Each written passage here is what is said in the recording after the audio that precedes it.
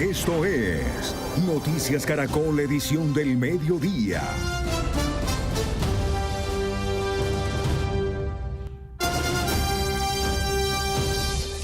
Buenas tardes. La esperanza y el júbilo se sienten en la Franja de Gaza, en Israel y en el mundo, luego del primer acuerdo entre los enviados del gobierno israelí y del grupo terrorista Hamás. Entre los puntos acordados está la liberación de rehenes israelíes vivos a cambio de la excarcelación de cerca de 2.000 palestinos. Además, Israel deberá retirar parcialmente sus tropas de Gaza. Y también se permitirá la entrada de ayuda humanitaria a Gaza. Y vean estas imágenes de Gaza hoy. Calles llenas, banderas, rostros emocionados. Allí la noticia del alto el fuego entre Israel y Hamás desató expresiones de alivio, pero también de emoción contenida. Las calles, que hasta hace poco estaban vacías por los bombardeos, se llenaron de gente, abrazos, disparos al aire y gritos de alegría. Muchos repiten una frase que hoy resume el sentir de todo un pueblo: ahora podré dormir. Después de meses de miedo, los gazatíes se permiten volver a soñar, aunque sea por un instante. Los mercados reabrieron, los niños salieron a las calles y entre las ruinas volvió a escucharse el sonido de la vida. El acuerdo, que incluye intercambios de rehenes y prisioneros, aún debe cumplirse, pero hoy la franja vive un respiro histórico tras casi 2 años de guerra. Y estas imágenes también conmueven. Muestran a periodistas en Gaza que tras el anuncio del alto al fuego dejan sus chalecos en el suelo para rezar. Han sido testigos de la guerra desde el primer día y hoy, por primera vez en meses, se permiten respirar, agradecer. Son imágenes que hablan del agotamiento, pero también de humanidad. Son periodistas que le han contado al mundo la barbarie de esta guerra. Una barbarie de la que también han sido víctimas, pues más de 250 periodistas y camarógrafos han muerto en esta ofensiva israelí. ¿Y en Israel? Ustedes ven allí, las imágenes son diferentes, pero la emoción también es profunda. En Tel Aviv y Jerusalén, las plazas se llenaron de familias que salieron a esperar noticias de sus seres queridos. Velas encendidas y las fotos en las manos de los familiares, aún en poder de Hamás, hablan de una esperanza que se resiste a desaparecer. Algunos aplauden, otros lloran en silencio, pues solo los consuela al recibir los cuerpos de sus seres queridos muertos en cautiverio. Tras semanas de incertidumbre, hay alivio, pero también hay prudencia. En Israel, como en Gaza, hoy se respira deseo de paz en una región donde el dolor ha sido demasiado largo. Así comenzamos esta emisión, en un día que podría cambiar el rumbo de una guerra dolorosa, mientras el mundo observa si este alto al fuego logra abrir por fin un camino hacia la paz. Y a esta hora se adelanta una reunión en la Casa Blanca donde se han dado detalles importantes sobre el acuerdo entre Israel y Hamás para implementar la primera fase del plan de paz de Trump. Nos vamos a Washington con Juan Camilo Merlano. Juan Camilo, ¿qué dice el presidente de Estados Unidos? Buenas tardes. Carolina, de hecho esta reunión acaba de finalizar del presidente Trump con su gabinete en pleno, que naturalmente se vio marcada por este acuerdo que significa una victoria diplomática para el presidente de los Estados Unidos y que puede resultar histórico si las partes Israel y Hamás se comprometen a implementar más allá de la primera fase. Precisamente sobre eso le preguntaron al presidente Donald Trump sobre qué significaría una segunda fase de este acuerdo, de este plan de paz de 20 puntos. Él dijo que el enfoque en estos momentos es la liberación de los secuestrados, el retiro de tropas de Israel de la Franja de Gaza y que posteriormente, en una segunda fase, se empezará a hablar, por ejemplo, del desarme, la desmilitarización de Hamás, así como también de repliegue, retiro adicionales de tropas por parte de Israel y, por supuesto, la reconstrucción de la Franja de Gaza, en la cual tendrán un papel fundamental los países del mundo árabe. Pero se conocieron, o más bien se expusieron detalles bastante novedosos sobre el proceso de negociación que dio finalmente con este acuerdo. El secretario de Estado Marco Rubio dijo que hubo 2 reuniones clave, una en el marco de las Naciones Unidas con los países musulmanes, con los países árabes también, y otra aquí en la Casa Blanca con el primer ministro de Israel, Benjamín Netanyahu, una reunión de la cual se desprendió el anuncio de ese plan de 20 puntos. Pero de manera simultánea a esas reuniones, el presidente Trump sostuvo una serie de llamadas telefónicas, múltiples llamadas telefónicas que, en palabras del secretario de Estado Marco Rubio, fueron con un alto nivel de intensidad. Por lo pronto, lo que se espera es la liberación de los secuestrados en el Medio Oriente y también la visita del presidente Donald Trump, como él mismo la anunció. Acabamos la guerra en Gaza y sobre una base mucho más amplia logramos la paz y creo que será una paz duradera, ojalá eterna. Paz en Medio Oriente. Logramos la liberación de los secuestrados restantes, que deberían ser liberados el lunes o el martes. Recuperarlos es un proceso complicado. Prefiero no decirles qué tienen que hacer para recuperarlos. Hay lugares donde nadie quiere estar, pero recuperaremos a los rehenes el martes o el lunes y será un día de alegría. Intentaré viajar hasta allá. El presidente Trump viajará a Egipto para una firma adicional del acuerdo y también se espera que esté en Israel, como él mismo indicaba, para lo que respecta a la liberación de los secuestrados. En términos de agenda aún no se ha definido, se había dicho el día de ayer que podía viajar mañana, pero ahora se está manejando la versión de que podría viajar el día domingo y que sería un viaje fugaz. Estaría primero en Israel y posteriormente en Egipto, pero eso está por verse. En todo caso, veamos más detalles de qué fue lo acordado y precisamente en qué consiste esa primera fase. Un acuerdo tras 3 días de negociaciones en Egipto con las delegaciones de Israel, Hamás y países mediadores. Israel afirmó que todas las partes firmaron la versión final de la primera fase del acuerdo con Hamás para un cese al fuego en Gaza y una liberación de los rehenes israelíes, con vistas a poner fin a 2 años de guerra. ¿Pero qué incluye esta primera fase? Principalmente la liberación de los rehenes israelíes que siguen con vida a cambio de la excarcelación de cerca de 2.000 palestinos presos en cárceles israelíes. Según una fuente de Hamás, 250 de ellos condenados a cadena perpetua y otros 1.700 detenidos por Israel desde el 7 de octubre de 2023. El gobierno israelí informó que el preso palestino Marwan Barghouti no formará parte del canje. Barghouti es un prominente miembro de Fatah, la facción palestina rival de Hamás. Está encarcelado en Israel desde hace más de 20 años y purga cadena perpetua por su rol en atentados antiisraelíes. El intercambio debería ocurrir dentro de las primeras 72 horas de implementación del alto el fuego, aprobado por otras facciones palestinas, según dijo a la agencia France Press una fuente de Hamás cercana a la negociación. El acuerdo prevé igualmente el retiro programado de las tropas israelíes, junto con la entrada de ayuda humanitaria a la Franja de Gaza. Se estima que entrarán a diario al menos 400 camiones de ayuda humanitaria a la Franja de Gaza los primeros 5 días después del cese al fuego y que esto aumente con el pasar de los días. También prevé el regreso de las personas desplazadas al sur de la Franja de Gaza a Ciudad de Gaza y otras localidades del norte del territorio palestino. El acuerdo solo se dará tras la aprobación del gabinete del gobierno israelí. Los avances han sido mencionados también por el presidente de Estados Unidos, Donald Trump, quien de primera mano anunció la noticia al mundo. Previamente, en un episodio con el secretario de Estado, Marco Rubio, dio señales que ya había acuerdo. Rubio le pasó una nota en un papel y posteriormente Trump anunció que estaban cerca de un acuerdo en Medio Oriente, tal y como ocurrió minutos después. Entre los hechos que se destacan aquí en Washington, cruciales para esta negociación y para este acuerdo, hay uno que se destaca que parece que marcó un antes y un después y tiene que ver con el ataque por parte de Israel en contra de la delegación de Hamás en territorio catarí. Un ataque que indignó al gobierno de Qatar, que recordemos es mediador, pero que también indignó aquí a la administración Trump, a la Casa Blanca. De hecho, recordemos que el presidente Trump trajo a la Casa Blanca al primer ministro de Israel, Benjamín Netanyahu, para negociaciones adicionales de ese plan de paz de 20 puntos. Le puso el teléfono y lo puso a llamar al primer ministro de Qatar para que se disculpara por ese ataque. Un hecho que muchos destacan como fundamental para que finalmente llegaran a esta decisión de firmar este acuerdo para implementar la primera fase del plan de paz del presidente Trump. Carolina. Juan Camilo, gracias. Y en Tel Aviv, miles de personas celebraron hoy la firma de la primera fase del acuerdo entre Israel y Hamás, que incluye la liberación de los rehenes vivos. Las familias esperan con ansias el día de su regreso a casa. Allí está nuestra compañera de Blue Radio, Caterina Ávila. Hola, ¿qué tal? Muy buenas tardes. Yo los saludo desde Tel Aviv, en donde avanzan desde las 2 de la mañana esa celebración por el anuncio de un plan, de un acuerdo entre Israel y Hamás. Pues justamente a esta hora en la Plaza de los Secuestrados se realizan cantos, actividades culturales y también de celebración, porque las próximas horas serían liberados los 48 secuestrados en poder de Hamás. Pues justamente estuvimos hablando con Itzik Horn, padre de uno de esos 48 secuestrados, quien nos expresó lo que sintió en el momento en el que se enteró de este anuncio del presidente de Estados Unidos, Donald Trump. También conversamos con otros ciudadanos.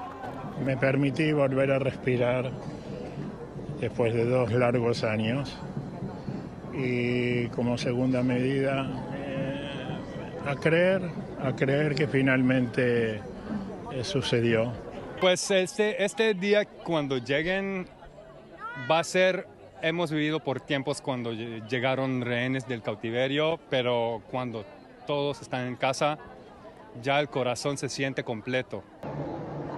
El primer ministro de Israel, Benjamín Netanyahu, se reunirá con su gabinete de seguridad y también con su gobierno para aprobar este plan y oficialmente declarar el fin de la guerra. Además, se determinó que el nombre de la operación para liberar a los secuestrados será regreso a sus fronteras. Sin embargo, todavía siguen las negociaciones de la lista de los presos palestinos que quedarán en libertad. Son alrededor de 2.000 personas y 200 de ellas tienen cadena perpetua. Pues yo los dejo con estas imágenes de las celebraciones de las familias de los 48 secuestrados a esta hora. Este es un informe de Catherine Ávila de Blue Radio para Noticias Caracol.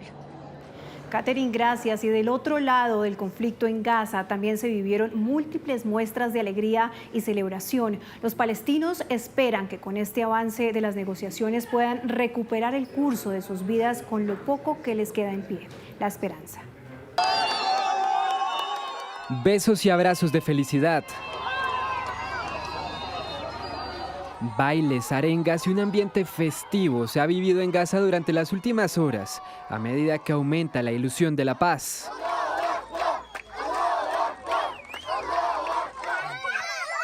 La alegría de estos niños celebrando el acuerdo habla por sí sola. Los palestinos recibieron una de las noticias más esperanzadoras de los últimos tiempos, que busca el silencio de las bombas y de los fusiles, así como la reconstrucción de sus vidas. Queremos regresar a nuestros hogares y si Dios quiere, todo irá bien para toda la gente de Gaza. Si Dios quiere, todo irá bien, regresaremos a casa. Es una alegría indescriptible. Como pueden, los gazatíes no se han perdido ni un minuto de la transmisión de lo que sucede a menos de 500 kilómetros de ellos, en la ciudad egipcia de Sharm el Sheikh, donde los negociadores acuerdan lo que será su futuro. Por su parte, estos periodistas se quitaron sus cascos y chalecos como señal de paz. Se inclinaron ante ellos y les rezaron en agradecimiento por haberlos protegido de las bombas y de los disparos, mientras le contaban al mundo lo que sucedía en el enclave. Por su parte, la defensa civil gazatí hizo sonar las sirenas en Ciudad Gaza mientras cantaban y celebraban el anuncio. Tienen la esperanza de no volver a presenciar las escenas tan desgarradoras del conflicto, muertes, amputaciones, injusticias, ni mucho menos ver a mujeres o niños sufriendo de hambre o dolor. Sinceramente son sentimientos indescriptibles, no lo podemos creer, pero gracias a Dios la guerra ha terminado y estamos vivos. Esperamos que la guerra no regrese y que este sea realmente el fin, sin muerte ni destrucción después. Ojalá la gente regrese, construya sus casas y la vida vuelva a ser como antes, si Dios quiere. Sin embargo, las celebraciones se han visto empañadas por las acciones bélicas de Israel, a pesar que su ejército anunció el repliegue de sus tropas en Gaza. Durante las últimas horas, por lo menos 10 personas han sido asesinadas, según denunció el Ministerio de Salud palestino, controlado por Hamas. Entre tanto, los gazatíes esperan que este nuevo intento sea el verdadero fin de la guerra. Y justamente entre el grupo de secuestrados por parte de Hamas que completa 2 años en Gaza se encuentra el colombo israelí Elkana Bohbot. Su esposa Rebeca mantiene viva la esperanza de que con el acuerdo de paz entre Israel y Hamas regrese sano y salvo del cautiverio. Desde hace 2 años, Rebeca González se hace las mismas preguntas. Hace algunos días, así se lo relató a Noticias Caracol. Es la lucha del dolor, es una lucha de esperanza. Es todo el día levantarme con el signo de pregunta: ¿qué va a pasar hoy? ¿Qué va a pasar mañana? ¿Cuándo mi esposo va a regresar? Ha sido un tiempo demasiado difícil. Su esposo, el colombo israelí Elkana Bohbot, fue uno de los secuestrados el 7 de octubre de 2023 por el grupo terrorista Hamas cuando ayudaba a los heridos en medio del ataque durante el Festival de Música Nova en el sur de Israel. Puedo creer que llegamos a 2 años. Y me hace falta su abrazo, me hace falta sus palabras, inclusive las discusiones. Durante su cautiverio, Hamás ha publicado videos de Elkana como pruebas de vida. Para su familia, verlo ha generado una mezcla de sentimientos: el dolor por las condiciones en que se le ve y la esperanza porque sigue con vida. Sobre todo, el anhelo de que ahora, con el acuerdo de paz entre Israel y Hamás, pueda regresar a casa. A la final está la esperanza de que Dios mediante todo va a estar bien y que Elkana va a regresar y esto va a ser el comienzo de algo muy bonito. Un renacimiento de una familia, poder volver a abrazarlo, decirle que ya por la prueba más difícil de su vida la ha superado.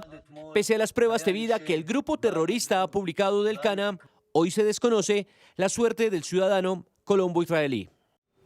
Y para entender qué significa este momento y qué puede pasar a partir de ahora, saludamos a Carlos Patiño, es analista internacional. Carlos, bienvenido. Y empecemos por ahí. ¿Qué significa este momento para la población civil?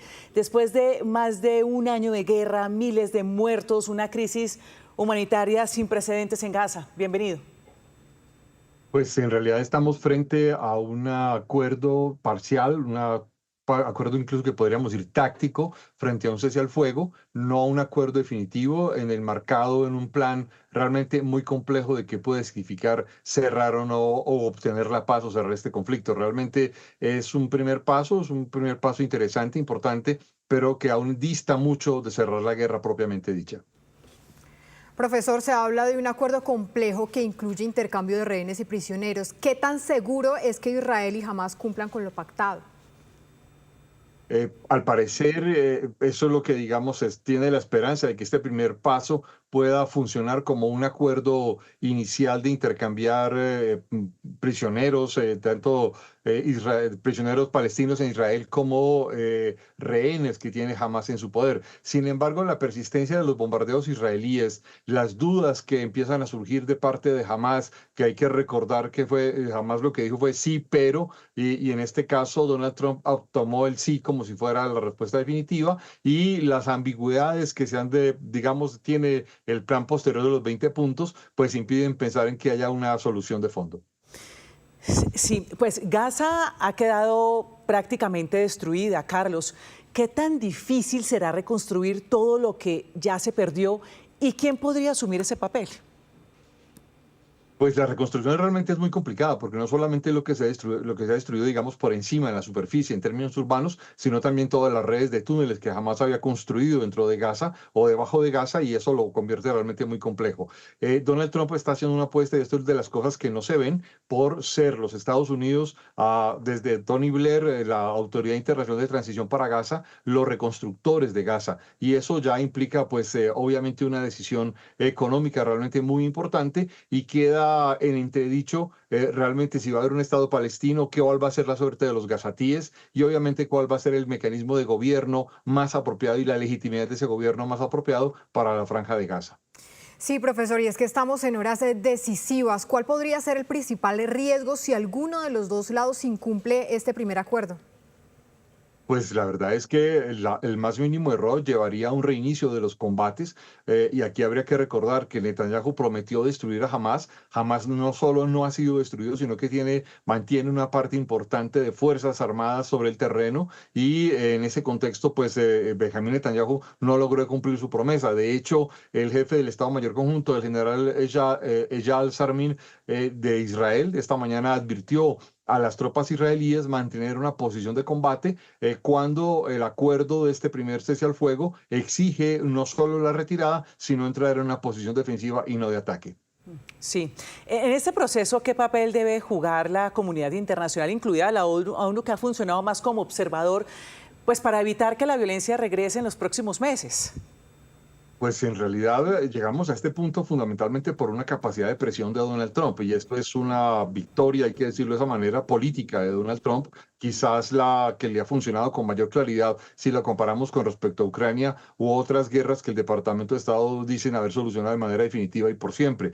Este es quizás el primer éxito real, claro, y sin embargo la comunidad internacional no tiene mayor presión, porque durante 2 años se ha criticado fuertemente a Israel, durante 2 años ha habido movilización de la opinión pública internacional y nunca lo habían logrado. Lo que quiero subrayar es, esto se logró fundamentalmente por una presión directa de Donald Trump, tanto a Netanyahu Netanyahu hace unas semanas en Nueva York, después de la cumbre de las Naciones Unidas y en la reunión de la Casa Blanca, y una presión directa también a Hamás. Sin embargo, esto, insisto, no supone resolver los grandes problemas de fondo. Sí, lo cierto es que de cierta manera hoy se lleva los créditos el presidente Donald Trump. Es Carlos Patiño, analista internacional. Muchísimas gracias por estar con nosotros aquí en Noticias Caracol. A ustedes, muchas gracias. A las 12:53 cambiamos de tema, hablamos de noticias nacionales, lo que pasa en las regiones. En el corregimiento de Robles, municipio de Jamundí, en el Valle del Cauca, un nuevo atentado terrorista se presentó en las últimas horas. La subestación de policía fue atacada con explosivos. María Juliana Reyes, usted tiene los detalles. ¿Hay heridos tras este hecho? Stephanie, televidentes, muy buenas tardes. Pues tras este hecho ocurrido en horas de la mañana, resultaron 4 personas heridas, lastimosamente 2 de ellas menores de edad, de 4 y 5 años. Estos heridos fueron remitidos a 2 centros asistenciales. Estamos hablando del Hospital Piloto, ubicado en el municipio de Jamundí, y también la Fundación Valle del Lili, en la capital vallecaucana. La información preliminar que han entregado las autoridades es que este hecho se presentó alrededor de las 8 de la mañana. Al parecer, 2 cilindros cargados con explosivos fueron lanzados desde una plataforma dirigidos a la subestación. Sin embargo, llegó a varias viviendas donde pues detonaron y resultaron afectadas varias de ellas, más los 4 heridos que ya les estaba comentando. Desde la alcaldía rápidamente activaron su respuesta para ayudar a la ciudadanía, a las personas afectadas, desde la Secretaría de Gestión del Riesgo, también la Secretaría de Salud, la Fuerza Pública, por supuesto, llegó a esta zona y en este momento se encuentran haciendo el censo de las afectaciones. A esta hora también pues se encuentra la situación controlada y están llevando a cabo las investigaciones para dar con las personas responsables de este hecho. Es importante también manifestar que el año pasado, por ejemplo, se presentaron 2 hechos para destacar en junio y julio contra esta misma subestación de policía. María Juliana, gracias. Por otra parte, 8 integrantes de una misión médica de La Plata, Huila, fueron secuestrados por las disidencias de las FARC mientras se desplazaban hacia zona rural. Belsi Trujillo, ¿qué detalles se conocen de esta situación? Hola, buenas tardes. Pues lo que se dice frente a esta situación y lo que han dicho las autoridades es que los integrantes de un equipo de misión médica que se trasladaban hasta zona rural de La Plata, Huila, se dirigían a las veredas Agua Bonita y Buenos Aires, fueron retenidos, secuestrados al parecer por disidencias de la FARC, integrantes de la estructura Hernando González Acosta, de las disidencias de Iván Mordisco. Autoridades en el Huila adelantan gestiones urgentes con organismos de derechos humanos para lograr la pronta liberación de 8 integrantes de la misión médica secuestrados en zona rural del municipio de La Plata, Huila. 8 integrantes de la misión médica que pertenecen a la S San Sebastián del municipio de La Plata, cuando se dirigían a una brigada de salud en zona rural de este mismo municipio, en las veredas Agua Bonita y Buenos Aires, fueron retenidos por miembros de un grupo armado ilegal. Las disidencias de alias Mordisco cometieron un crimen de lesa humanidad. Secuestraron a una misión médica. Esto lo tiene que saber el mundo y tiene que repudiarlo también. Yo no entiendo por qué hay gente que apoya a un grupo criminal que ataca no solamente a niños, a mujeres, sino ahora a una misión médica. Médicos, enfermeras están secuestrados en este momento en el área de La Plata, Huila, una misión que fue a llevar salud. Las víctimas fueron interceptadas por integrantes de la estructura Hernando González Acosta, perteneciente a las disidencias de las FARC, al mando de alias Iván Mordisco. Desde aquí hemos venido tomando contacto con las organizaciones internacionales para lograr lo más pronto posible la liberación sanos y salvos de estos miembros de la misión médica. ¿Qué conocen ustedes? ¿Qué pasó? ¿Cómo se dio ese momento en el cual fueron retenidos y quiénes son los responsables? Sin duda esto tiene que ver con una retaliación a la presencia y a las operaciones y a los resultados que ha logrado la fuerza pública. El secuestro ha generado rechazo general en el departamento y ha encendido las alarmas por la seguridad de las misiones médicas en territorios afectados por la presencia de grupos armados ilegales.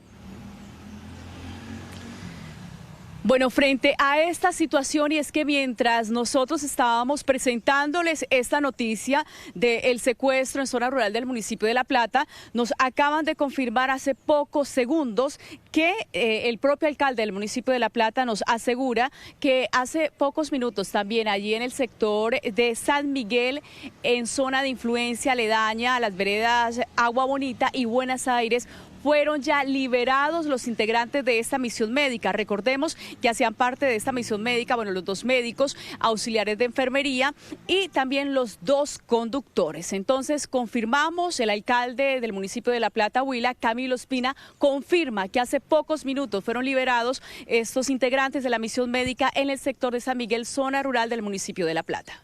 Sí, señora Belsi, 9 integrantes de esta misión médica liberados, recordemos, habían sido secuestrados en La Plata, Huila. Muchísimas gracias. 12 del mediodía, 58 minutos. En otras noticias, los ataques contra funcionarios del IMPEC no paran. Esta mañana un dragoneante fue baleado en Cartagena. Leonel Quintana, ¿quién es la víctima y qué se sabe de su estado de salud?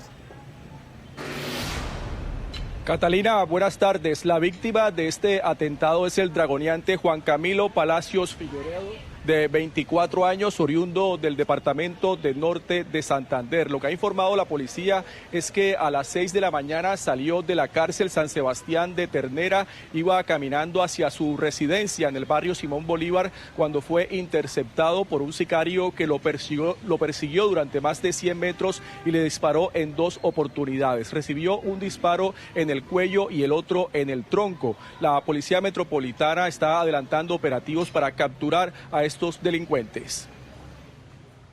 Tenemos un plan operativo en el sector aledaño a la cárcel de Ternera. Esto ya es un lugar donde reside y estamos valorando las hipótesis, estamos también esperando que el gran trabajo de los galenos le permita salvar la vida a nuestro compañero del IMPEC para que sea él, a través de una narración, quien nos pueda dar más indicaciones. En este momento estamos haciendo una recolección de elementos materiales probatorios en el lugar de los hechos que nos puedan determinar características. Algunas personas solidarias que nos dijeron que es una motocicleta color blanco y 2 individuos, uno con casco y el sicario no llevaba casco. Juan Camilo Palacios Figueredo fue trasladado aquí a la Clínica Gestión Salud, ubicada en el barrio San Fernando de Cartagena. El Departamento de Salud de la ciudad nos acaba de confirmar que lo tienen en urgencias y que será sometido próximamente a una cirugía. Este es el 7º atentado en lo que va corrido de octubre contra funcionarios del IMPEC en nuestro país.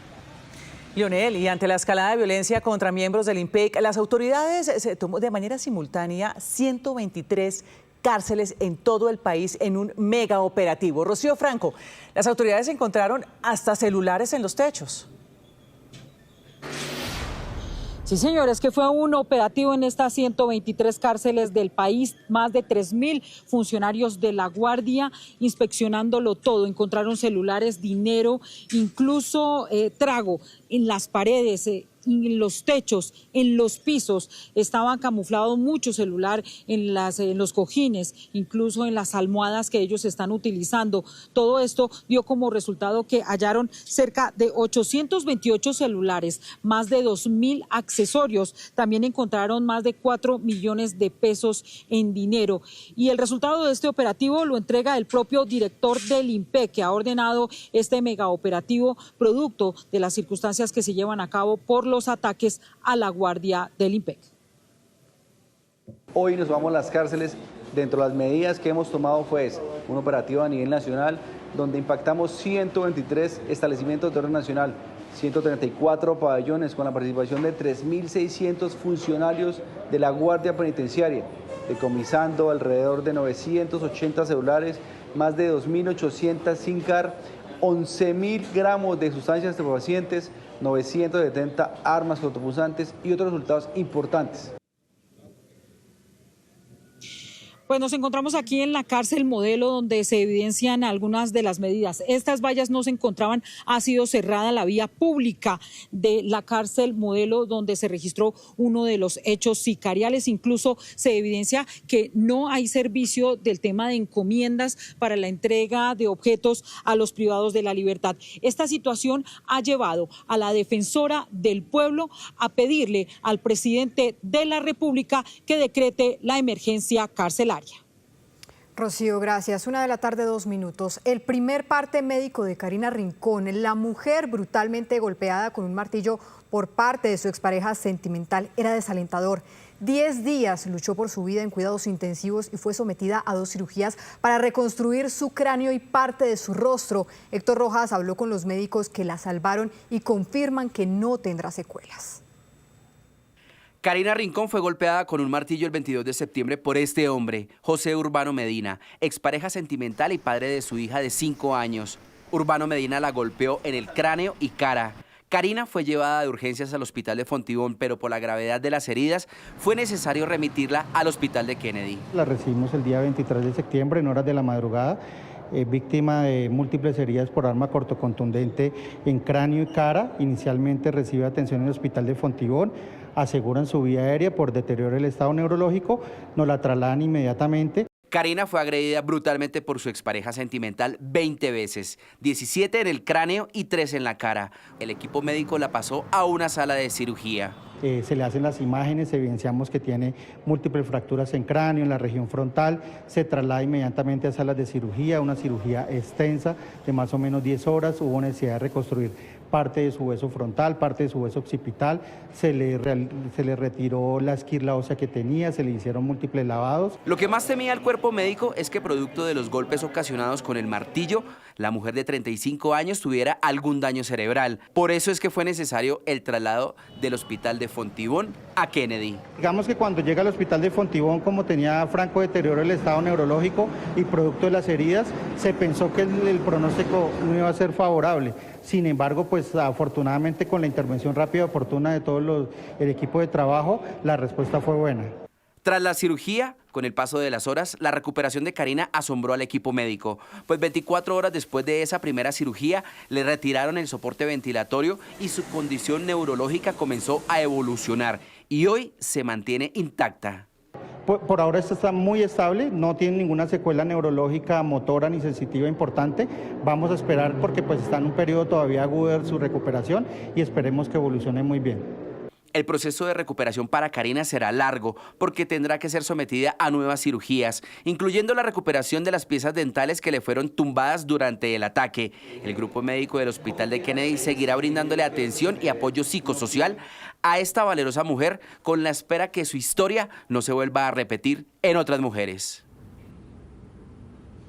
En Medellín, el Ministerio de Minas descartó cualquier racionamiento de energía en la costa caribe por mantenimiento de la planta de regasificación en Cartagena durante este puente festivo. La ministra encargada aseguró que Ecopetrol jugó un papel crucial. Alfonso Cárcamo, ¿qué más dijo la funcionaria?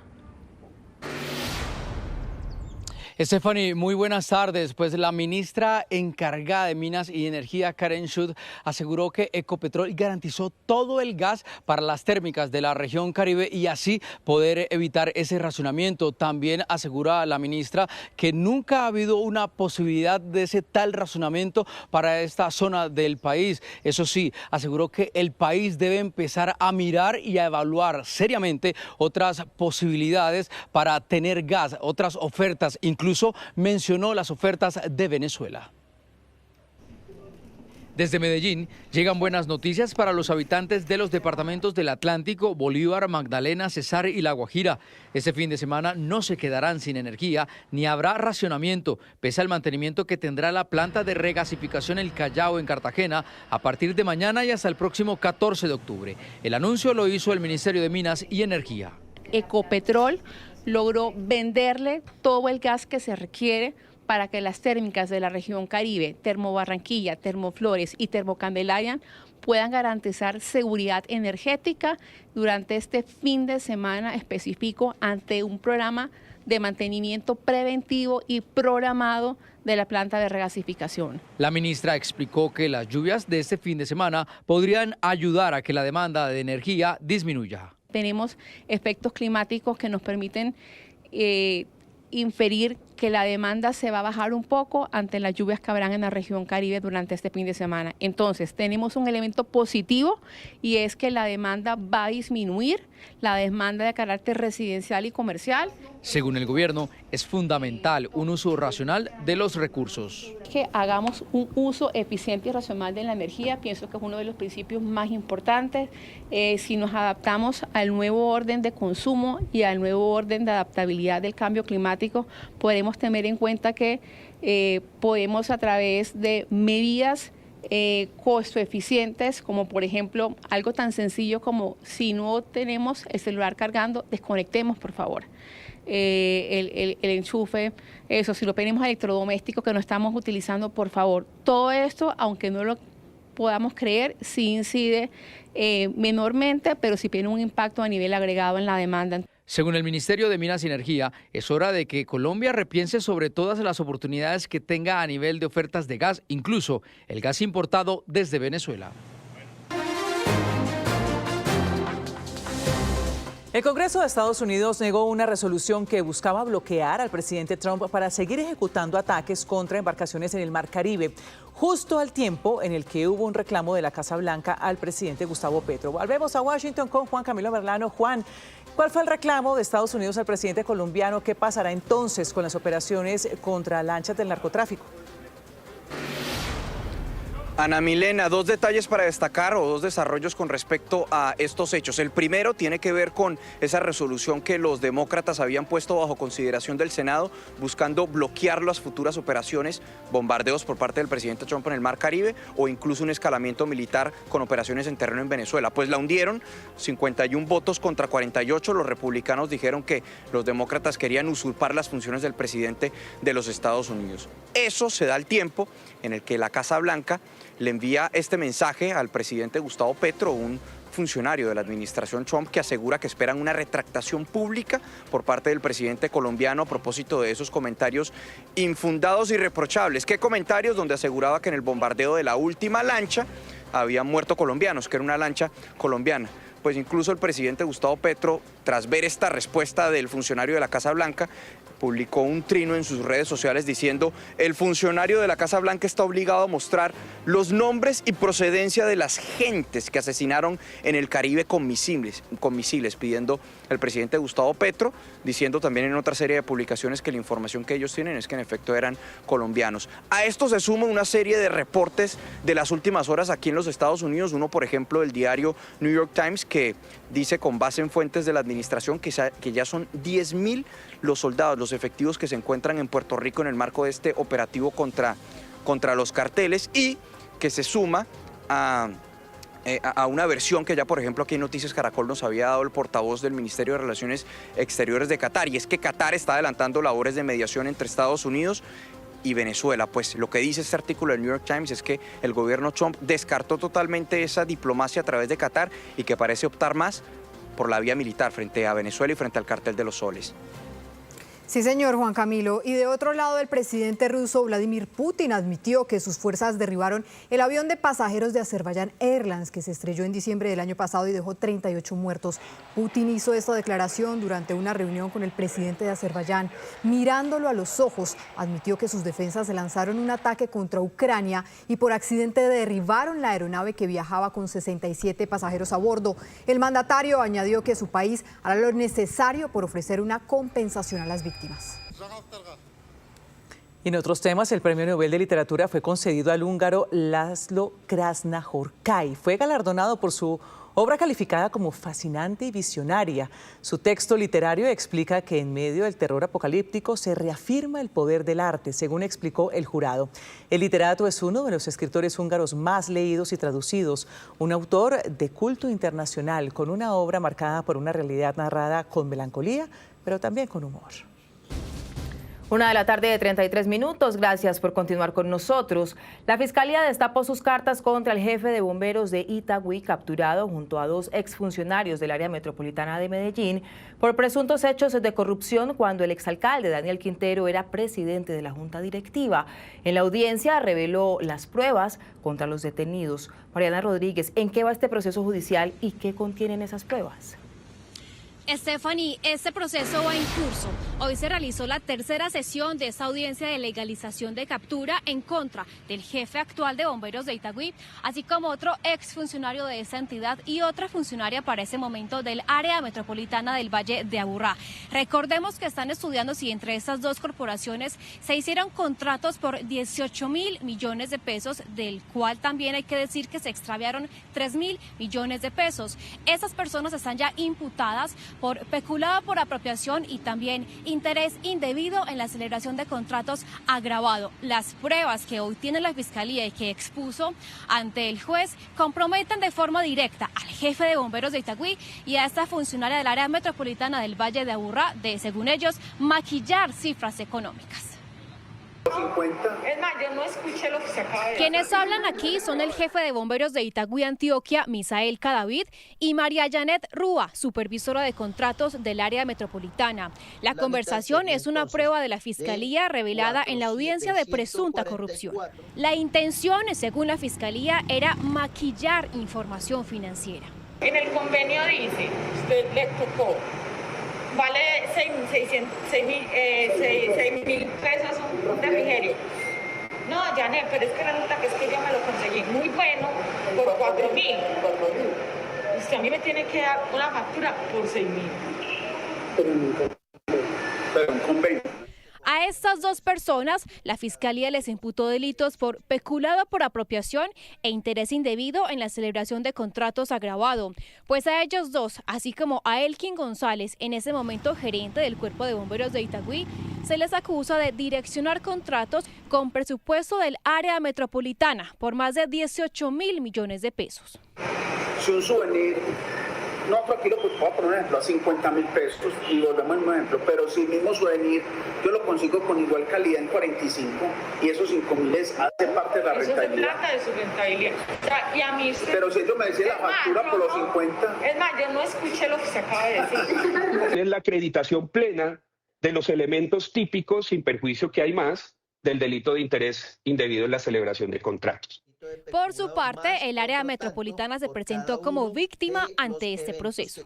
Somos víctimas como entidad porque los recursos públicos los maneja el área metropolitana del Valle de Aburrá. Esperamos que mediante estos procesos los recursos puedan ser recuperados, pero sobre todo se aclare también para el bien de nuestra entidad cuáles han sido estas situaciones de corrupción. Mientras tanto, las tres personas señaladas de desviar esos millonarios contratos con el área metropolitana esperan la próxima audiencia, que será el martes 14 de octubre a las 7:30 de la mañana, donde se definirá si son enviados a la cárcel mientras avanza su proceso judicial.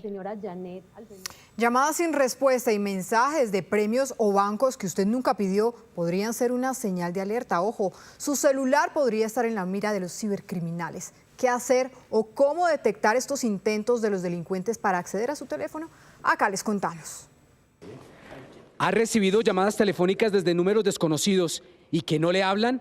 Para las autoridades, esta sería una nueva técnica delincuencial que está afectando a miles de usuarios en Colombia.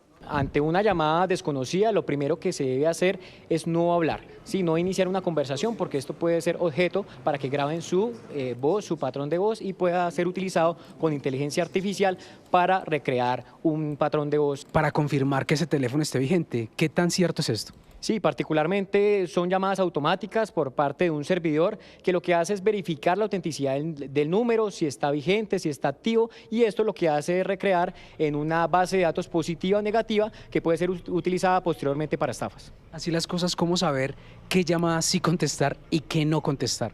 Bueno, particularmente lo que se aconseja en estos casos es instalar en el dispositivo móvil un identificador de llamadas. Con esto podemos detectar quién nos está llamando.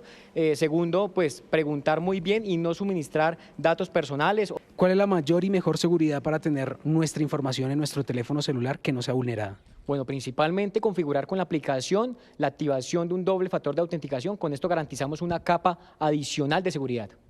Teniente, hay personas que guardan las claves de todas las tarjetas o de todos los sistemas que tenga en aplicaciones en su teléfono celular. ¿Es bueno o es malo? No, es una práctica muy mala que se está desarrollando. Lo principal que debemos recomendar es que estas claves no deben ser escritas ni en papeles, ni mucho menos en notas del teléfono celular. ¿Dónde se pueden guardar esas claves que se le olvidan a uno frecuentemente? En la memoria. ¿Cuáles son las 3 alertas que le pueden indicar a uno que su celular está ya en las manos de un delincuente? Bueno, principalmente si el teléfono celular tiene un comportamiento extraño, si empiezan a abrirse las aplicaciones de manera irregular. Y por último, cuando uno recibe un código de verificación, usualmente es cuando ya está en la mira del ciberdelincuente. Si usted cree que en este momento los ciberdelincuentes están robando la información de su teléfono celular, pues de inmediato se puede comunicar al CAI Virtual, el número 320-294-8647.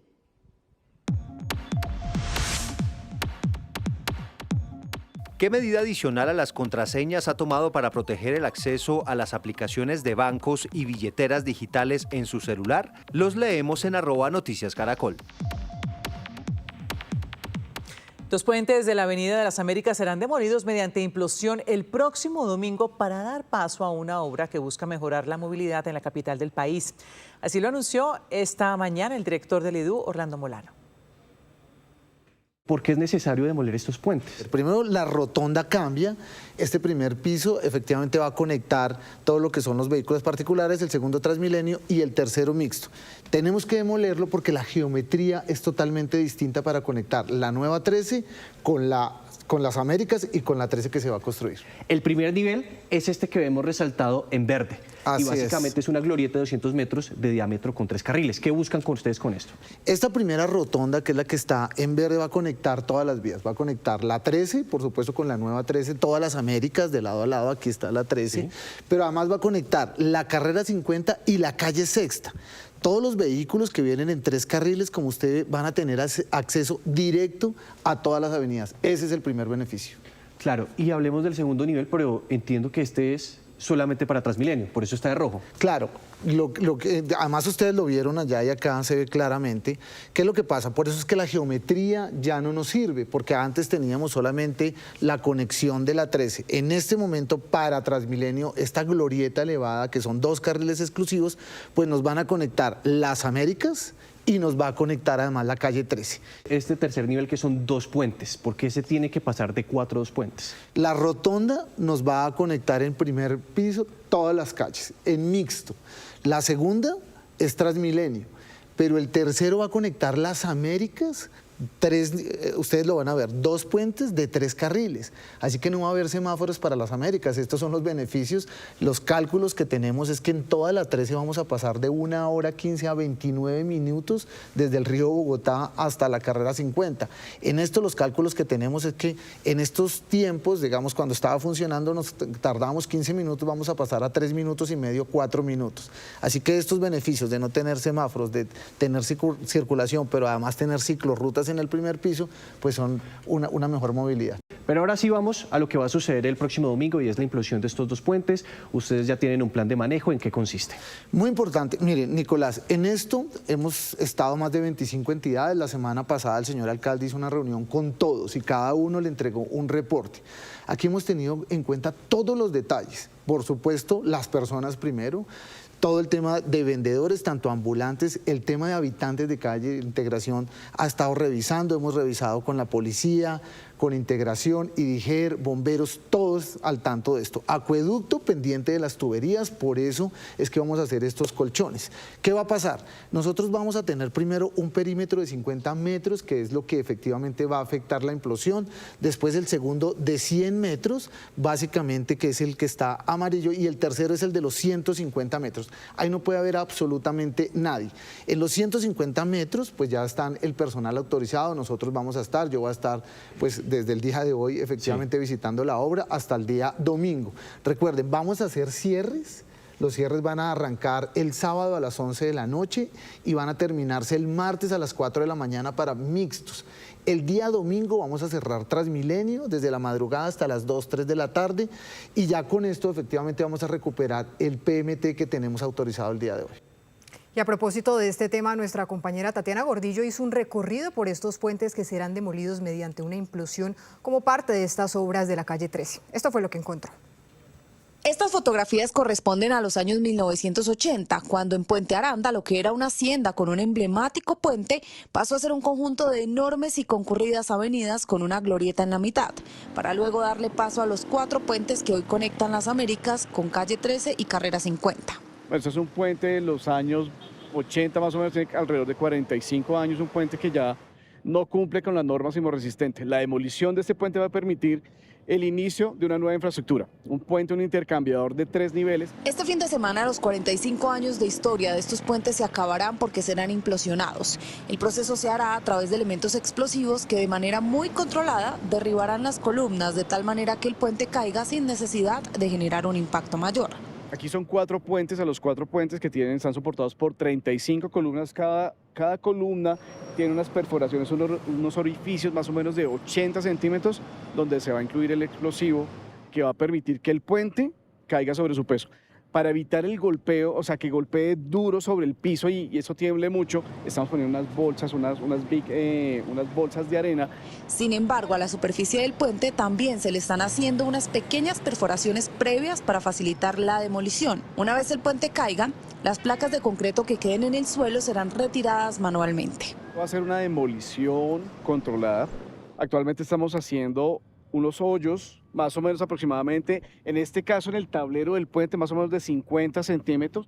Son hoyos más o menos de 2 pulgadas, donde vamos a incluir todos los elementos que van a implosionar el puente. Aunque se trata de una implosión, la demolición de este puente no va a generar una explosión gigantesca, pero su proceso sí va a tardar alrededor de 54 horas por la cantidad de tráfico que se maneja aquí en esta zona de Puente Aranda. Sin embargo, la ventaja es que se hará en el puente Festín. ¿Qué va a pasar con los vehículos que hoy pasan por debajo de este puente? Porque por encima ya no están pasando, pero por los que pasan por debajo.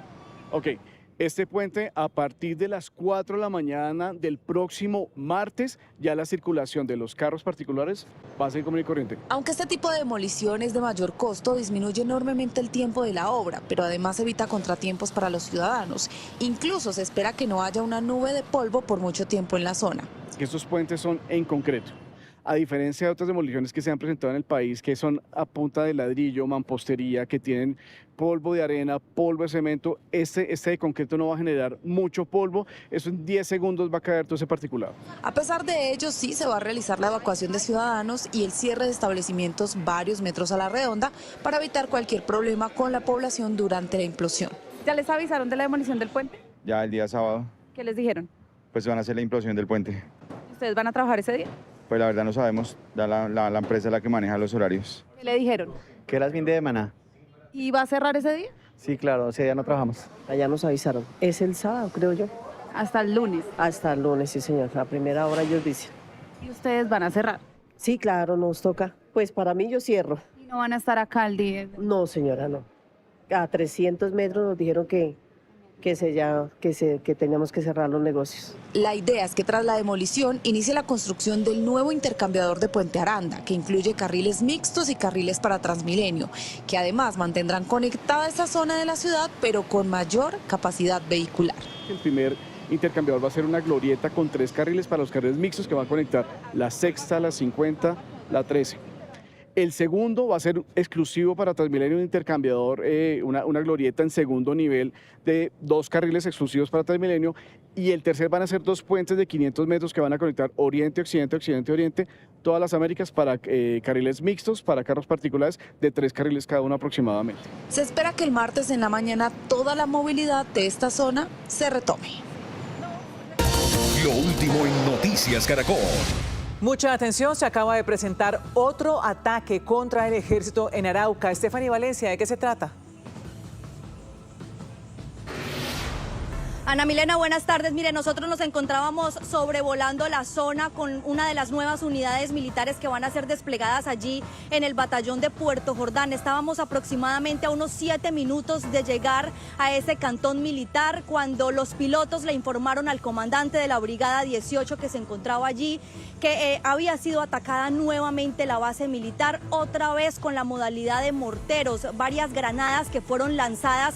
Según la información de inteligencia militar que de manera preliminar se ha podido recopilar hasta el momento, es que esas granadas fueron lanzadas desde el pueblo de Puerto Jordán hacia la base militar. Lo que nos informan preliminarmente es que una de las granadas cayó dentro del cantón muy cerca al casino sin generar ningún tipo de afectación ni tampoco se ha registrado heridos en esa zona. Otra de las granadas cayó muy cerca de la unidad militar, pero al momento se está recopilando toda la información. A pesar de las maniobras que se intentaron hacer por varios minutos en el aire para poder ingresar a la zona, pues fue necesario volver aquí a la Brigada 18. En este momento se registran fuertes combates entre tropas del Batallón de Infantería número 59 e integrantes del ELN a raíz de este atentado. Siguen los combates, así que es muy posible que la situación pueda cambiar en las próximas horas. Estaremos atentos, Stephanie, gracias. Por otra parte, en Cali, el sector de la construcción y el turismo registran un crecimiento histórico en los últimos meses, lo que significa un fortalecimiento de la economía en un 3,4%. La economía de Cali igualó su promedio histórico de crecimiento de 3,4%, mostrando la recuperación de su actividad productiva en el 2025. La cifra la publica la Secretaría Distrital de Desarrollo Económico. La inversión y la apuesta de los empresarios locales fue clave para impulsar la economía. Cerca del 30% realizaron inversiones en lo que va corrido del año. Esto es muy importante. Otro factor clave tiene que ver con la internacionalización. En primer lugar, los turistas han tenido un crecimiento superior al 15%. El crecimiento obedece al fortalecimiento de sectores con alto peso e influencia dentro de su estructura productiva. El dinamismo de la construcción, el impulso de las ventas externas, la recuperación del turismo y el mayor consumo de los hogares. Las licencias de construcción crecieron 13,9%. Las obras civiles, la recuperación de la malla vial y los nuevos proyectos generan empleos y mayor flujo de compra y venta de insumos. Puesto que generamos más de 300 empleos entre el grupo operativo y terceros, que son nuestros contratistas que se suman día a día, son personas de la comunidad, son personas del barrio, donde sumamos y tratamos de apropiar a estas personas del espacio, también de las obras, para que las sientan como suyas. La ocupación hotelera pasó de negativo a positivo, gracias a un crecimiento en el número de turistas extranjeros con un 20,4%, que se ve reflejado en el sector gastronómico. Un crecimiento importante, sobre todo en materia de emprendimientos y número de establecimientos. Esto hace que sin duda alguna haya una mejor oferta para poder atender mejor al turista. Las matrículas de vehículos nuevos crecieron 20,4%, reflejando el dinamismo del consumo de los hogares y la mejora en la confianza del consumidor. Gracias por continuar con nosotros. Expertos analizaron hoy en Bogotá la urgencia de regular el uso de tecnologías entre menores de edad.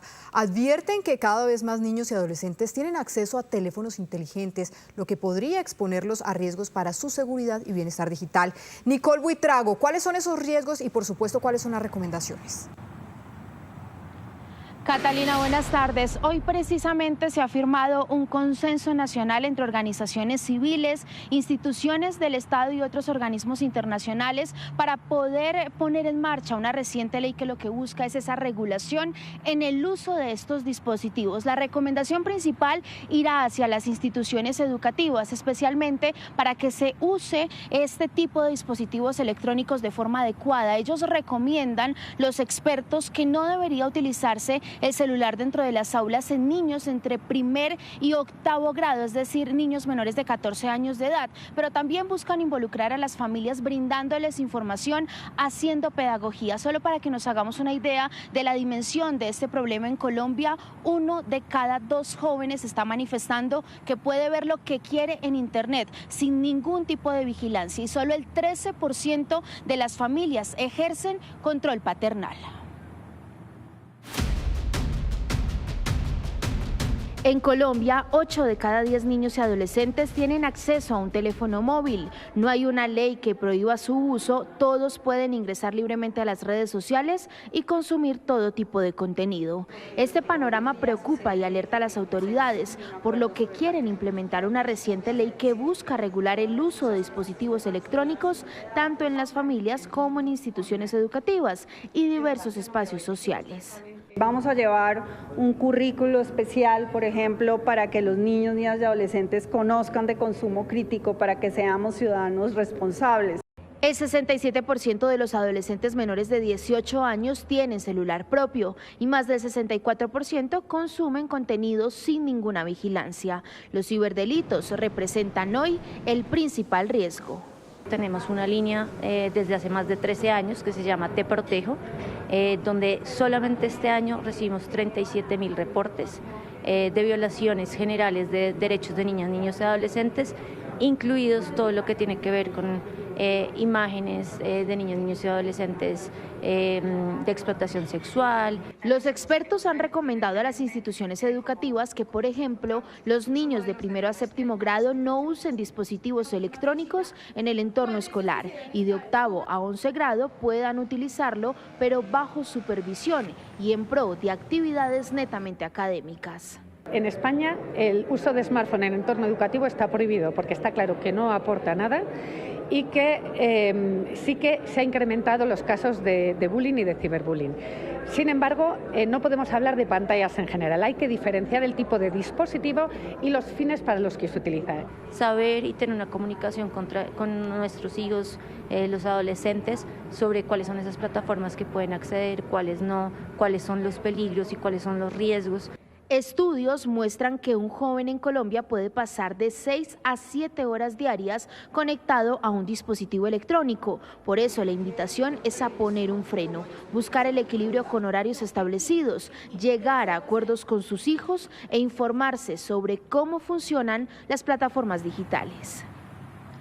La solución en los hogares está primero en dar ejemplo y los expertos también recomiendan en llegar a consensos, tener un diálogo abierto entre los cuidadores y los adolescentes. En el último año en Latinoamérica cerca de 3 millones de menores de edad se vieron expuestos a tipos de ciberacoso en las redes sociales.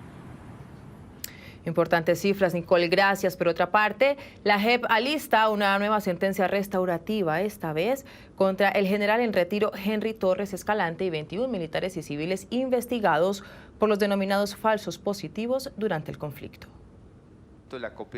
La Justicia Especial para la Paz ya imputó cargos al general Henry Torres Escalante y se alista para emitir una sentencia condenatoria contra el oficial que dirigió la 16ª Brigada del Ejército en Casanare entre 2005 y 2007 y reconoció haber participado en falsos positivos. Junto a él también están implicados civiles y otros integrantes de la fuerza pública. Un mayor general, 11 oficiales, 6 suboficiales, un soldado, un exdirector seccional del DAS. Según la JEP, en total, 318 personas fueron asesinadas y presentadas como muertos en combate. La mayoría de ellos eran campesinos en condición de vulnerabilidad. Y paralelamente, incentivos para cumplir con este indicador de éxito militar, como felicitaciones, medallas, permisos, comisiones al exterior, planes vacacionales, entre otros. Y cuando estamos a punto de conocer la sentencia por estos casos, el presidente de la JEP nuevamente lanzó una alerta por falta de recursos para ejecutar las decisiones y que notificó al presidente a través de esta carta. La primera era la financiación de las 2 primeras sentencias. El segundo tema era el presupuesto de las respectivas entidades, no para esas sentencias, sino para el próximo año. Y el tercer tema es el borrador de decreto sobre las condiciones de habitabilidad y de seguridad de los ya condenados. Entonces son 3 temas, cada uno pues muy importante para que las sentencias de la jurisdicción se puedan efectivamente materializar. Y pues hasta el momento no he recibido respuesta de ninguno de los 3 temas. En los próximos meses se conocerán las sanciones para estos 22 imputados y en qué periodo tendrán que cumplir con tareas restaurativas. Buenos días, ¿tiene un producto natural para la tos? Naturalmente, digan no a la tos con miel tertos, con totumo, sauco, eucalipto, miel y propóleo. Esta semana se celebra el Día de la Alopecia areata, un tipo de calvicie aún desconocida por muchos y que causa gran impacto emocional. Doctora Fernanda, buenas tardes. Hola, buenas tardes. La alopecia areata es la segunda condición más frecuente de pérdida de pelo después de la calvicie común. Les cuento, suele aparecer en forma de parches redondos como placas o la gente les dice unas monedas que son las áreas sin pelo. Detrás de esto hay varios factores genéticos, hormonales, de las defensas que se equivocan y atacan la raíz del pelo y por eso se cae. Y una característica importante es que no respeta género, es decir, se da tanto en hombres como en mujeres. Tampoco respeta edad, puede aparecer desde la infancia, incluso la mayoría la presenta joven, antes de los 40 años. El llamado es a buscar ayuda profesional. Cada caso es diferente, pero lo importante es que se le dé el mejor manejo posible para evitar el impacto que causa en la calidad de vida y en aspectos como la autoestima. La alopecia areata, un término desconocido para muchos, es el día a día de cientos de personas. Ya llegó en un punto donde la alopecia ya empezó en la parte de arriba, donde ya no se podía tapar. Entonces, tenía más o menos como 7 años cuando se me empezó a caer el pelo. Me la descubrí ni siquiera por verme en un espejo, sino con el tacto. Cuando me terminé ya de cortar el cabello como tal, otra persona me dijo, tienes como algo ahí atrás, porque fue en la parte de atrás. Perder el pelo de manera repentina es mucho más que un tema estético, como algunos podrían pensar. En el caso de la alopecia areata hay una suma de factores que llevan a su aparición. Es una enfermedad que es multifactorial, entonces hay componentes genéticos, hay también enfermedades autoinmunes que pueden dispararlo, como por ejemplo trastornos tiroideos, la parte de enfermedades como lupus, asociaciones como el vitiligo. También está todo lo que es la parte de los factores estresantes como ansiedad, depresión. La incidencia que está reportada a nivel mundial es más o menos como de 20 pacientes por cada 100.000 personas. Según la dermatóloga y tricóloga Paola Macías, lo que sucede es que las defensas de esta persona por error atacan el folículo piloso y por eso se cae el pelo, dejando parches circulares en la cabeza, la barba e incluso en las cejas. Es importante entender que la alopecia areata no es una enfermedad contagiosa, es una enfermedad autoinmune, que en lugar de juzgar debemos estar ahí para acompañar y no para señalar. La alopecia tiene un impacto emocional. Entre el 30 y 50% de los pacientes desarrollan ansiedad o depresión a raíz de los cambios en su imagen. En la adolescencia todo el mundo se preocupa porque su pelo esté perfecto y probar distintos cortes y pintárselo. Y también es triste perderse de eso. Estaba sintiendo muy mal porque yo no quería ya ir al colegio. Muchas veces siente vergüenza, incluso hasta piensa uno en que voy a salir o no salgo. No me gustaba salir como mucho a la calle, no, me aislé bastante de mucha gente. Por eso se requiere un manejo integral e inmediato. Entre más rápido se consulte, mejor será el pronóstico y los resultados. No automedicarse. ¿Por qué? Porque muchas veces las personas caen en el error de aplicarse remedios caseros, productos inadecuados, que básicamente lo que hacen es generar un aumento de la inflamación en una enfermedad que ya tiene un componente inflamatorio. En este mes de la alopecia areata, el Grupo Colombiano de Tricología y la Asociación de Dermatología Pediátrica se unen con la campaña Nada que Esconder, Todo por Vivir, haciendo un llamado a apoyar para tener un diagnóstico temprano y además brindar acompañamiento emocional. Una fecha para derribar prejuicios, dejar de ver ciertas condiciones como solamente estéticas y mejor empatizar, promover la autoestima y la aceptación, pero por supuesto también promover el manejo profesional, el manejo médico. Feliz tarde. Lo último en Noticias Caracol. Lo último tiene que ver con el fin de la guerra en Gaza y lo anuncia el jefe negociador de Hamás. Aseguró que el grupo islamista obtuvo garantías de Estados Unidos y mediadores de que la guerra con Israel terminó. Esto fue lo que dijo. Hoy anunciamos que hemos llegado a un acuerdo para poner fin a la guerra y a la agresión contra nuestro pueblo y comenzar a implementar un alto al fuego permanente, la retirada de las fuerzas de ocupación, la entrada de ayuda humanitaria, la apertura del cruce de Rafah en ambas direcciones y el intercambio de prisioneros. 250 heroicos prisioneros palestinos condenados a cadena perpetua serán liberados, además de los 1.700 prisioneros de la Franja de Gaza arrestados después del 7 de octubre y la liberación de todos los niños y mujeres. Hemos recibido garantías de los hermanos mediadores y del gobierno estadounidense, quienes confirman el fin total de la guerra. Nos dan las gracias por continuar con nosotros. El gobierno nacional anunció la suspensión temporal de operaciones militares contra un grupo disidente de la Segunda Marquetalia. Daniel Ortiz, ¿de cuál grupo estamos hablando? Catalina, se trata de la Coordinadora Nacional Ejército Bolivariano. Este grupo está realizando conversaciones de paz con el gobierno nacional y se ha comprometido a entregar y destruir sus armas y también material de guerra la próxima semana en el municipio de Puerto Asís, Putumayo. Por eso, a través de este decreto, el Ministerio de Defensa suspende las operaciones militares en su contra, todo esto para facilitar el reagrupamiento de sus integrantes y adicionalmente la movilidad de ese armamento. Esta suspensión estará focalizada en 3 puntos que son reservados por parte de las autoridades. En el primero de ellos inicia la suspensión durante este día y se va a extender hasta el 14 de octubre. Posteriormente, el segundo punto, el punto B, va a estar suspendida las operaciones militares entre el 19 y el 24 de octubre y en la tercera zona entre el 29 de octubre y el 3 de noviembre de este año. A pesar de estos avances en la mesa de negociación de paz con este grupo que es comandado por Walter Mendoza, dicen las fuerzas militares que van a continuar con todas las operaciones en contra de las economías ilegales en el suroccidente del país. Por otro lado, es importante mencionar que el gobierno nacional ha suspendido y ha revocado la decisión de permanecer como a Iván Márquez o de dejar a Iván Márquez como representante de la Segunda Marquetalia en estas negociaciones de paz, debido a que desde noviembre del año pasado no ha estado participando de estos espacios y de hecho no se conoce sobre su paradero. Gracias, Daniel. En otros temas, durante un evento sobre seguridad y orden público, la Contraloría lanzó nuevas alertas sobre el contrato de mantenimiento de los helicópteros rusos Mi-17. María Fernanda Tarazona, ¿de qué se trata?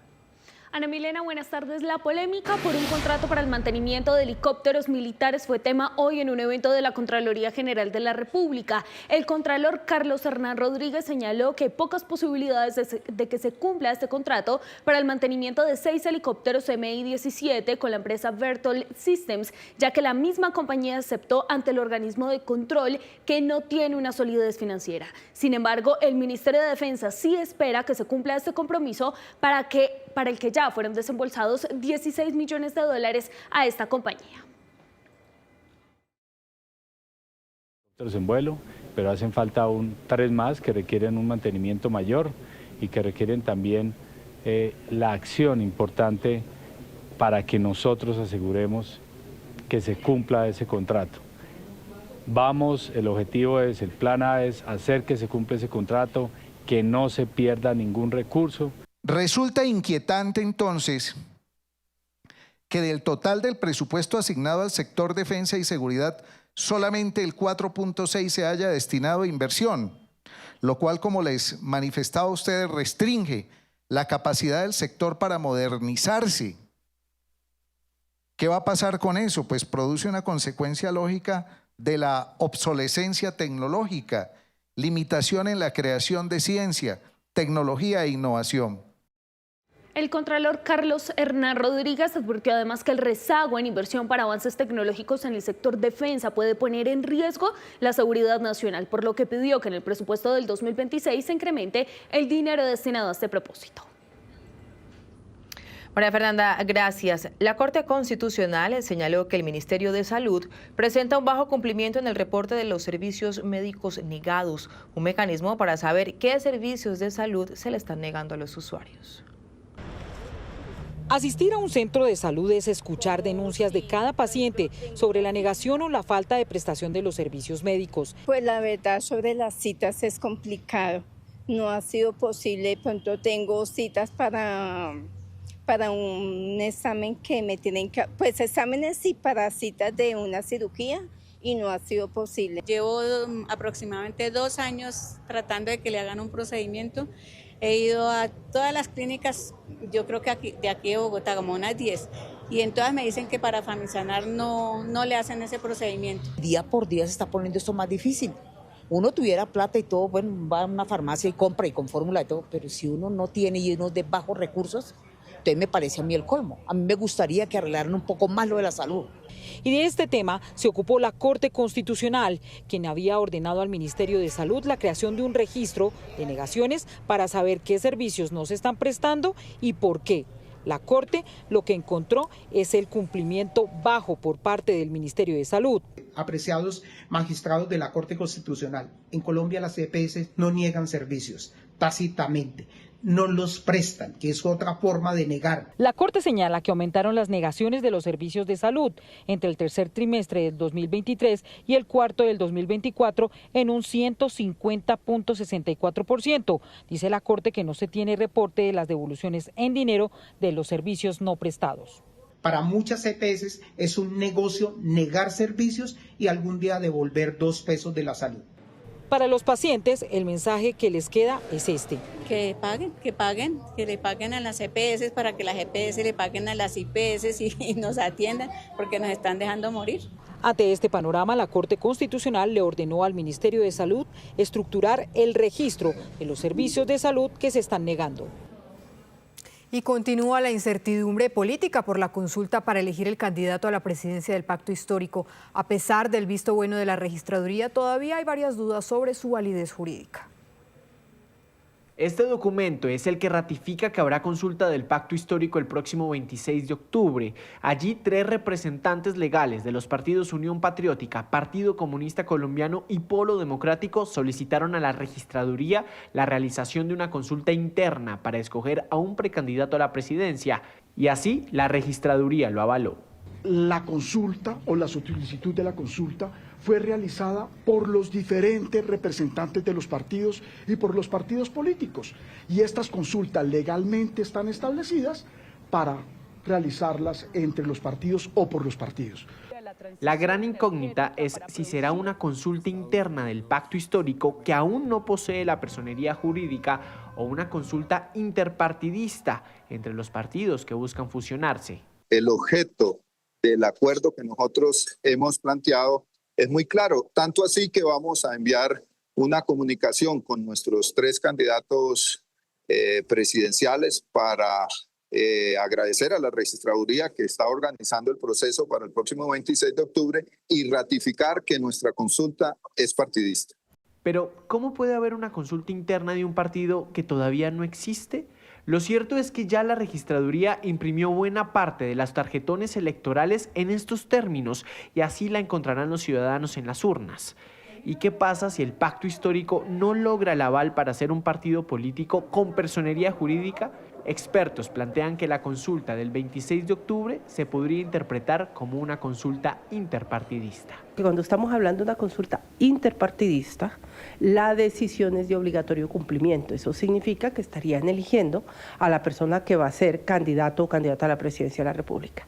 Si es una consulta de una sola organización política, estamos hablando de que es una decisión interna de una organización política, razón por la cual podría ir y estaría habilitado para estar en una consulta más amplia del Frente Amplio. Y si los 3 precandidatos participan en esta consulta, ¿podrían volver a postularse para el Frente Amplio, para la gran consulta interpartidista en marzo? Podrá también participar en una consulta interpartidista en el mes de marzo, ya que no existe una norma que así lo prohíba y solamente serían los estatutos de las colectividades los que impedirían que ese candidato pueda participar en las consultas de marzo. Juristas consultados por Noticias Caracol plantean que la redacción de la pregunta en el tarjetón electoral también se podría prestar para que el ganador de la consulta del 26 de octubre quede inhabilitado para participar en esa consulta interpartidista del Frente Amplio de marzo del año.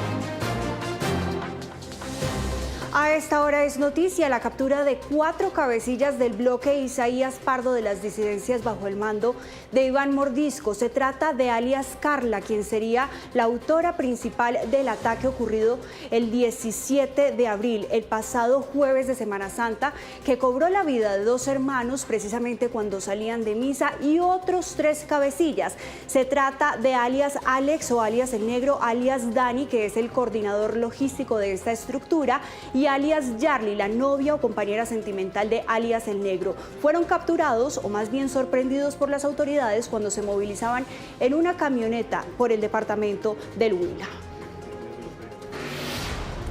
A esta hora es noticia en el departamento del Huila la liberación de los integrantes de la misión médica que habían sido retenidos en zona rural del municipio de La Plata, occidente del departamento del Huila, al parecer por integrantes de la estructura Hernando González Acosta, perteneciente a las disidencias de Iván Mordisco. El alcalde del municipio de La Plata confirmó que los integrantes, tanto los médicos como auxiliares de enfermería y los dos conductores, ya están de retorno a la zona urbana de la Villa de San Sebastián. A esta hora es noticia la alteración de orden público en 3 municipios del departamento del Cauca. La primera situación se presentó en el crucero Pandiguando, en el municipio del Tambo, en donde un carro bomba fue activado, al parecer para atentar contra la subestación de policía de esta zona. En medio de estos hechos, una mujer resultó herida y fue trasladada a Popayán y es atendida en el Hospital Universitario San José. Un segundo hecho se presentó en Toribío, en donde fue hostigada la estación de policía. Durante varios minutos, los uniformados repelieron un ataque desde las montañas de este municipio. Otra situación se presentó en Paniquitá, en el municipio de Totoró. Durante varias horas la población civil, llena de temor, escuchó las ráfagas de fusil que se generaron por los combates entre el ejército y un grupo al margen de la ley. En medio del fuego cruzado, 2 personas resultaron heridas y fueron trasladadas a Popayán. A esta hora es noticia en Sardinata, norte de Santander, un nuevo caso de secuestro.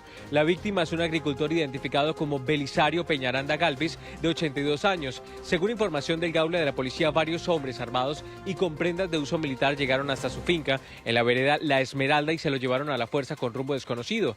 El hecho fue confirmado por su hijo Carlos Peñaranda, quien alertó a las autoridades. En la zona, unidades del Gaula y el Ejército Nacional adelantan operativos para ubicar al adulto mayor y buscando evitar que sea sacado del departamento. Hasta el momento se desconoce qué grupo lo tiene en su poder. Sin embargo, en la zona delinquen el ELN y las disidencias de las FARC. A esta hora son noticia en norte de Santander las operaciones militares que se cumplen desde hace varios días en zona rural del municipio de Tibú. En las últimas horas, en la vereda El Retiro de esa localidad, tropas del batallón antinarcóticos número 2 sostuvieron combates con guerrilleros del ELN, lo que dejó como resultado un presunto insurgente muerto, 4 civiles detenidos y 6 militares heridos. Los uniformados heridos fueron llevados en helicóptero a un centro asistencial de la ciudad de Cúcuta, donde a esta hora son atendidos. En la zona se han destruido varios laboratorios utilizados para el procesamiento de cocaína. En el puerto de Buenaventura, las autoridades adelantan varios operativos para garantizar la tranquilidad de la ciudadanía. Desde Cali fueron enviados refuerzos especiales para realizar controles en las calles, requisas en la cárcel y registros en diferentes barrios. Ángel Alberto Lurdoy nos tiene más detalles. Con la presencia de la gobernadora del Valle, Dilian Francisca Toro, la comandante de la policía de nuestro departamento y acompañada de 1.200 hombres, entre policías, miembros de la Armada, del Ejército y del CTI de la Fiscalía, se tomaron Buenaventura hoy, tratando de garantizar que la gente de nuestro puerto viva tranquila y pueda combatir la violencia que en días pasados nos ha azotado. Desde las 4 de la mañana, los miembros de la fuerza pública que llegaron a nuestra ciudad empezaron la intervención en calles, barrios y principalmente en la cárcel distrital de Buenaventura, así como en el centro de detención transitorio Marte de nuestra ciudad. Aquí hoy se logró 35 allanamientos, pero en esos 35 allanamientos fueron 39 personas capturadas. De esas 39 capturadas hay uno muy importante que es Jaime, que es el explosionista de la Jaime Martínez, que actúa en el Pacífico colombiano. Armas de fuego, armas cortopunzantes, explosivos y estupefacientes, así como teléfonos celulares, han sido decomisados por las autoridades en estas intervenciones. ¿Esto qué significa? Que estos actores criminales que venían o tienen algunas actividades criminales en los diferentes sectores del municipio, pues hoy estos elementos son puestos a disposición de la autoridad competente. Sobre la situación que se presenta en el sector del Bajo Calima, zona rural de Buenaventura, la población sigue confinada, pues teme por la seguridad debido a los combates en la zona. Además, la gobernadora de nuestro departamento estuvo entregando en la mañana 5 cartas de intención para construcción de vivienda por autoconstrucción como insumos para varios comedores comunales. En la tarde se reunirá con los estudiantes de la Universidad del Valle. Asimismo, la gente de Buenaventura espera que todas estas operaciones, todos estos planteamientos con la fuerza pública se mantengan en nuestra ciudad para garantizar la tranquilidad.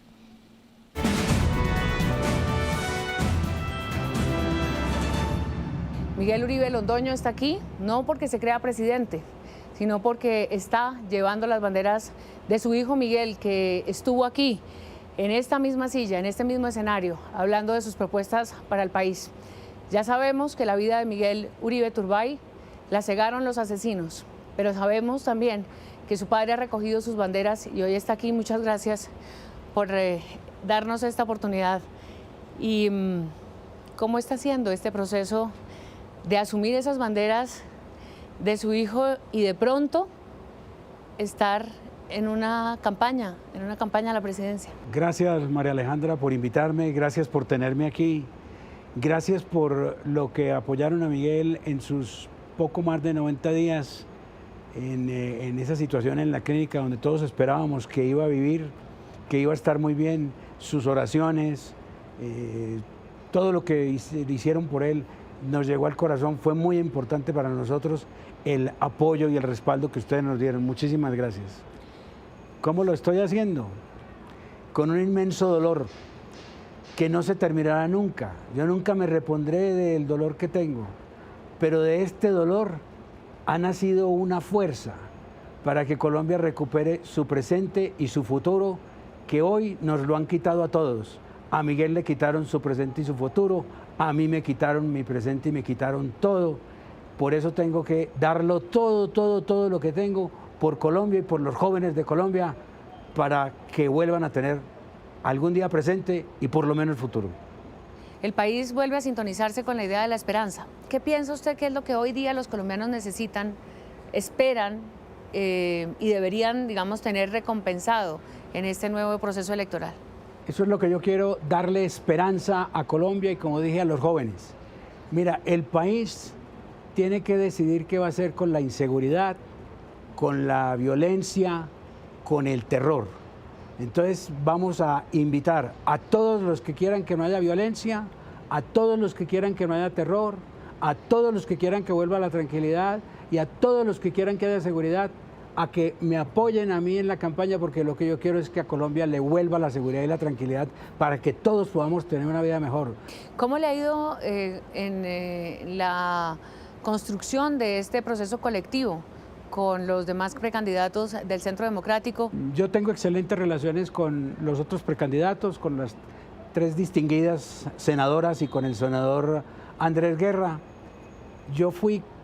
Para mí no es tan desconocido todo esto porque yo he estado al lado de Miguel 39 años, activamente en su formación, en su preparación, éramos uno solo y fui coequipero de su programa de gobierno y de todo lo que él proponía y he estado al lado de él. Entonces, estoy siguiendo con las banderas de Miguel. ¿Cuál es ese camino que usted quisiera fuera el suyo? Que haya orden, que haya seguridad, que las fuerzas militares protejan la vida, la honra de los colombianos, y eso no se está haciendo hoy. ¿Sabes por qué? ¿O saben los colombianos por qué? Porque Petro no le permite a los soldados y a los policías que nos puedan defender. Hoy un policía y un soldado tienen que arrodillarse ante un criminal y pedirle que por favor no los maten. ¿Cómo llamar a que Colombia siga siendo atractiva y cómo priorizar justamente los números de un presupuesto que siempre es escaso, el presupuesto de la nación para un país con tantas necesidades? Vamos a parar el derroche y la corrupción, vamos a ir a un Estado pequeño y austero, y plata sí va a haber, porque plata sí hay. Lo que pasa es que hoy se malgasta. 3 de la tarde, 23 minutos. En la región de Urabá, una mujer paisa con fuerza, visión y amor por la vida silvestre rescató lo que antes era un terreno deforestado a la orilla del mar y lo convirtió en un paraíso natural al que llegan diferentes especies de fauna. Beatriz Duque, y esta es mi historia. Empezamos a reforestar. Con la reforestación llegaron aves, llegaron una cantidad de fauna y se fue repoblando el lugar. Hasta este espacio reforestado con pichindé y mangle llegan tucanes y osos perezosos, convirtiéndose en un atractivo natural para quienes lo visitan. Y venir aquí y ver que hay gente que tiene una iniciativa como de regenerar, como de conservar, es muy motivante. Y eso da como esperanza, entonces es muy bacano que haya lugares como este. Beatriz no solo promueve la sostenibilidad en su predio Simona del Mar a través del turismo regenerativo. La iniciativa se extiende a las comunidades vecinas, con la entrega de frutales y especies de protección costera. Este enfoque busca no solo restaurar el entorno natural, sino también mejorar la calidad de vida de quienes habitan alrededor del proyecto. Con los residuos orgánicos hacemos compost y hoy abonamos nuestros árboles de coco, naranja, limón, plátano, banano, muchas especias, y con esto los pasamos de nuevo a la cocina, donde sacamos unos ricos platos. Beatriz Duque es una colombiana que hace historia. En Noticias Caracol en vivo, en nuestra app, en el sitio web, en nuestro canal de YouTube y en TikTok. Nosotros le damos las noticias, usted escoge la pantalla. Y es momento de saber qué tendremos en Noticias Caracol en vivo, nuestra señal digital. Pablo, hola. Hola Ana Milé, ¿qué tal? Muy buenas tardes a nuestros televidentes en Noticias Caracol. Los esperamos esta tarde en Noticias Caracol en vivo para hablar un poco de los acuerdos logrados en la Franja de Gaza. Estas imágenes que estamos viendo es del júbilo que se vive en la Franja de Gaza, un júbilo también justamente combinado con esperanza por la llegada de estos acuerdos. Y hay que decir que a propósito de esto, el otro tema que vamos a analizar después de tocar este tema humano, porque es que son más de 66.000 personas asesinadas allí en la Franja de Gaza, hay que decir que hay que hacer un ABC de los acuerdos, hasta dónde llegan, cómo va a ser, por ejemplo, la salida de los uniformados del enclave palestino, qué va a pasar con el Estado palestino, cómo llegan estos acuerdos logrados justamente con la mediación de Estados Unidos. Esta tarde el análisis aquí en Noticias Caracol en vivo. Además, sala de prensa será también justamente de este tema. Y en Colombia estaremos hablando nuevamente de este ataque en Puerto Jordán, en la base militar, registrado allí en el departamento de Arauca. ¿Qué está pasando con la situación de orden público en nuestro país? Por supuesto, en segundos vamos a hablar tercer ataque el año pasado, hace pocos días, y el registrado hoy allí en Puerto Jordán. Los esperamos esta tarde en Noticias Caracol en vivo, nuestras plataformas digitales.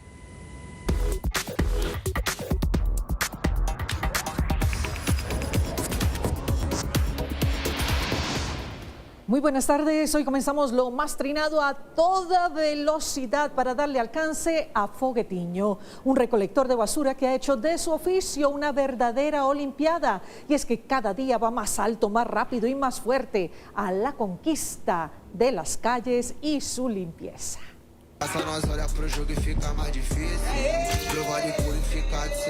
A Foguetiño nada o casi nada le queda grande.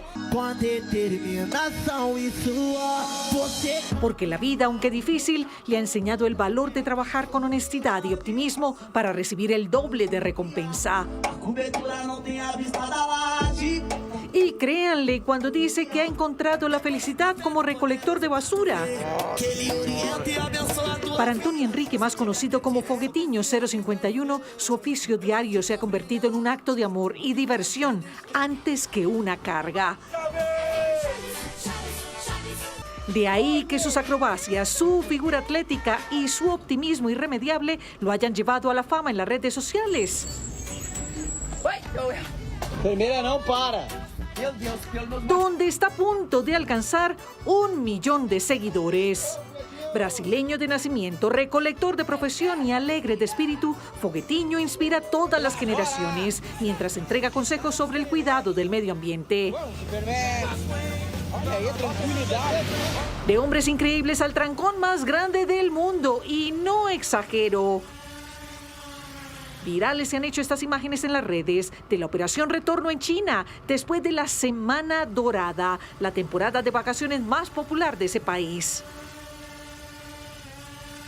Un trancón monumental al que ya están acostumbrados los viajeros y que, según las autoridades, podría durar hasta 36 horas. Y nosotros quejándonos en Colombia. Y para bajar la tensión, ¿qué tal? Una fiesta de burbujas. El más contento con las pompas de jabón ha sido Bumi, este pingüino de penacho amarillo que con tan solo 1 año ya sabe cómo disfrutar la vida en grande.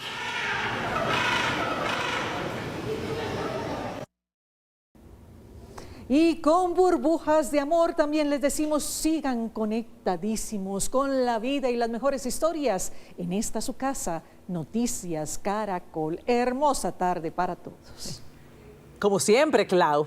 Así terminamos. Nos vemos a las 7 de la noche con una nueva edición informativa. Pero si quieres seguir los hechos del día, ya lo saben, se pueden conectar con Paula a partir de este momento en la señal digital de Noticias Caracol en nuestras plataformas digitales. Sí, señora. Y en el canal Caracol ya viene Tormenta de Pasiones. Recuerden, somos Noticias Caracol. Primero la gente. Feliz tarde.